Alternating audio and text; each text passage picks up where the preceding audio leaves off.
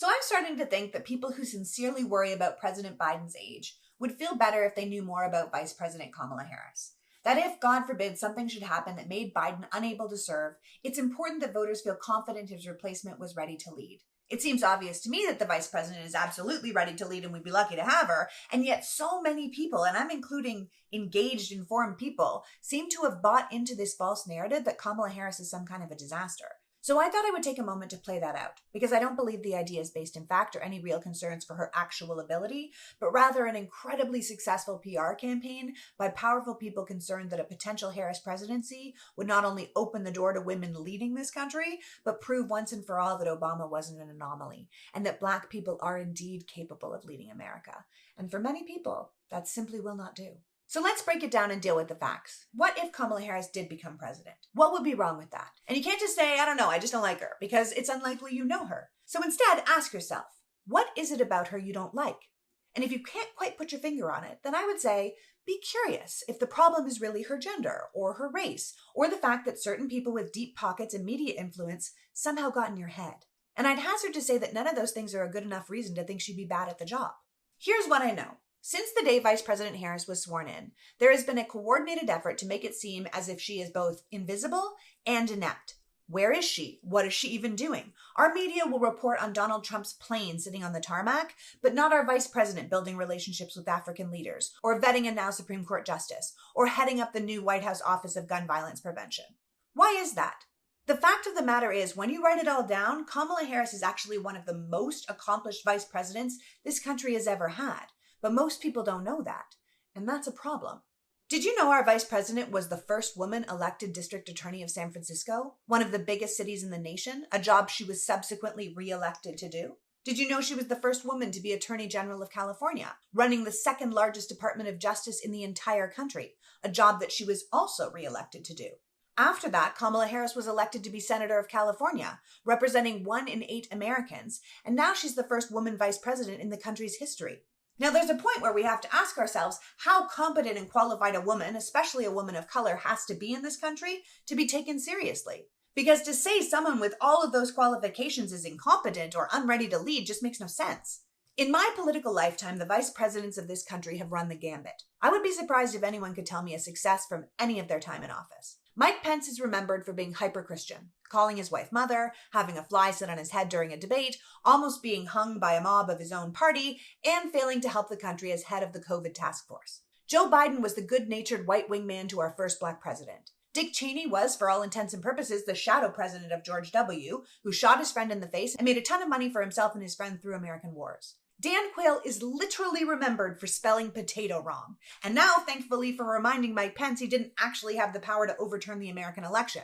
I think we could safely argue that history shows us Al Gore not only won the 2000 election and should have been our 43rd president, but was a solid VP in the Clinton years, though I believe you'd be hard-pressed to name one specific thing he did during that time. Bush Sr. can be credited with getting the ball rolling with the evangelicals, who eventually got Roe overturned as Reagan's VP, and it was that success that won him the presidency, but he was decimated in re-election because no one really bought his 1,000 points of light leadership. Spiro Agnew took the fall for Nixon, while Ford was simply chosen as VP with the sole purpose of pardoning Nixon, so that's not really a fantastic legacy. I think with all of that in mind, we have to acknowledge that the Vice President of the United States is a fundamentally weird job. You take an ambitious leader and you neuter them to play an undervalued and overlooked second banana role, where they have to prove themselves as a team player until they can potentially earn their party's support to run for president themselves. It's a thankless role, a behind-the-scenes role, a don't steal focus from the president kind of position. You have to defer, you have to dim your light, you have to wait your turn. It's always been like that.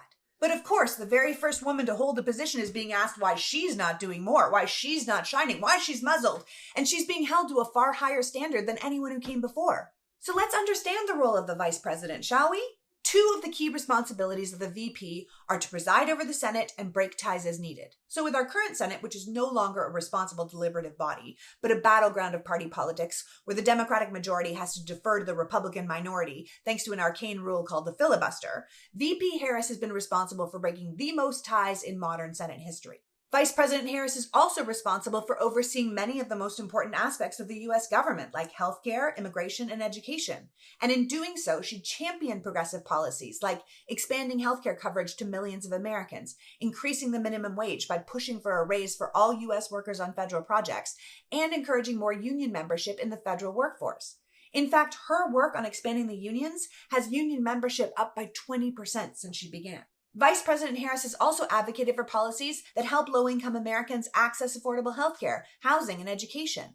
She believes debt-free college is the key to improving our economy, and there are plans to bring back those key points of Build Back Better should the Biden-Harris administration retain power and regain Congress. Among other things, she's been leading the charge on the Ukraine crisis, making a week-long trip to Africa to strengthen our relationship with the continent, and her trip to Singapore and Vietnam in 2021 laid the foundations for a historic deal the Biden administration signed with Vietnam to not only have them buy billions of dollars in American-made airplanes, but to strengthen our supply chain for computer chips, which reduces America's dependence on China.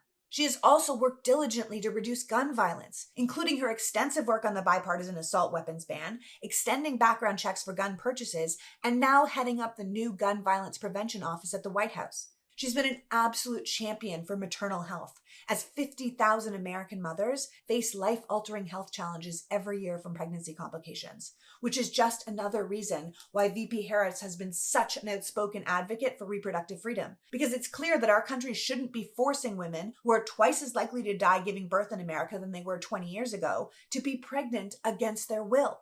Vice President Harris is a champion of environmental causes, like increasing renewable energy production to combat climate change. She's been a huge advocate for the Affordable Care Act, and she has used her platform to call for the passage of the John Lewis Voting Rights Act and the Freedom to Vote Act, both which Republicans defeated in Congress as Democrats were trying to protect our rights. For the entire first term, Vice President Kamala Harris has been traveling our country, highlighting the administration's policies, its manufacturing jobs, and its new grants. She led the small business outreach to get money into the hands of the businesses who really need it, and is working on a $1.25 billion program for small businesses with Treasury Secretary Janet Yellen, focusing primarily on underrepresented entrepreneurs. Finally, Vice President Harris has been the public face of the Biden administration's response to some of the country's most pivotal events, like the fall of abortion rights, the removal of the Tennessee legislatures for defending gun control activists, and the attempt of Florida Republicans to argue that enslaved people benefited personally from slavery because they learned skills. Did you see the response when she went to support the Tennessee Three, or the powerful speech she made standing up for democracy? Did you catch the incredible articulation of her outrage as she spoke in Florida about DeSantis having the audacity to try and gaslight the American public about our own history? The youth of America did, and they loved it. So if you find yourself being one of those people out here saying she doesn't connect with the people, what you're really saying is that you haven't been paying attention to her over the past 4 years. So maybe we should stop asking what she's been doing. She's been busy. She's been here every day getting the work done for the American people. She understands that democracy is only as strong as the people willing to fight for it, and she's willing to take on that fight.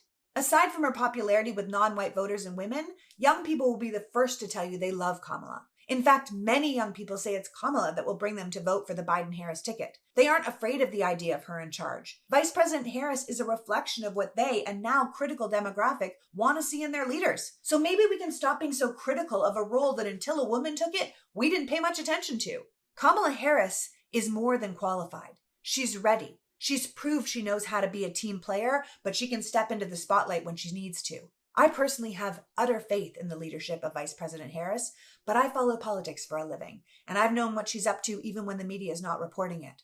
But now that you know, I hope you might consider feeling the same. Because if we can just put aside our country's sad history with racism and misogyny and realize that we are in an incredibly powerful position with a kind, competent, forward-thinking incrementalist running for re-election and a powerful, passionate, brilliant progressive waiting in the wings, we will see that we have a winning ticket. And the sooner we realize that, the less powerful those who seek to undermine it will be.